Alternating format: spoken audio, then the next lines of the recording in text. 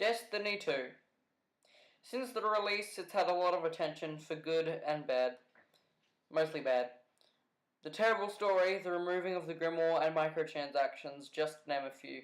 Microtransactions aren't that really bad, but it has a pay-to-win element with the mods, but no one uses blue mods anyway, so it really doesn't matter. But I'm not here to talk about the main game. I'm here to talk about the Curse of Osiris DLC and how it went before it died 2 weeks after its release. In this video I'm going to be talking about the story, the new areas like the Infinite Forest of Mercury, the end game apart from the raid lair, and the raid lair. My first topic, the story, will talk about the length, enjoyability, and the new characters introduced this DLC. The story went for 2 to 3 hours roughly, short, but for a DLC it's understandable. The missions were boring, and after the first playthrough I hated the fact that I have to go through my other two characters to play with them for all the endgame content.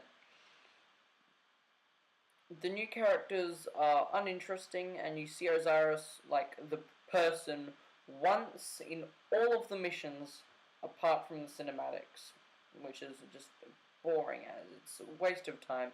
It's an expansion about Osiris, and you see himself once. Stupid. Next, the new areas to explore. To get through this quickly, Mercury isn't extremely small and there's no point going there except for the story in the Forge, and the Infinite Forest is literally a glorified loading screen. Bungie hyped this up so much and it turned out to be an infinite waste of space. Next, the endgame. It's terrible. It's just the Forge and the raid. It's just the Forge and the raid. And the Forge is just grinding for hours to get materials and getting trash guns out of it.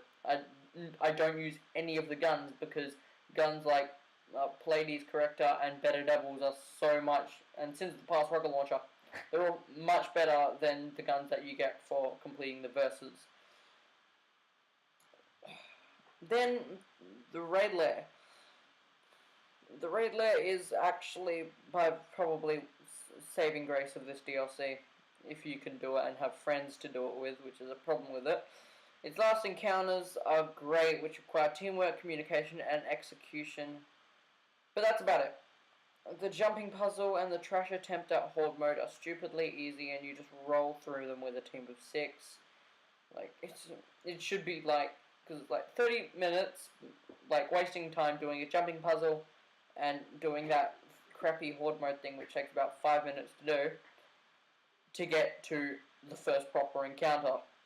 It's actually a waste of time. Anyway, that's all I'm going to be talking about. I know I missed some details, but I don't think they're necessary to convey my point.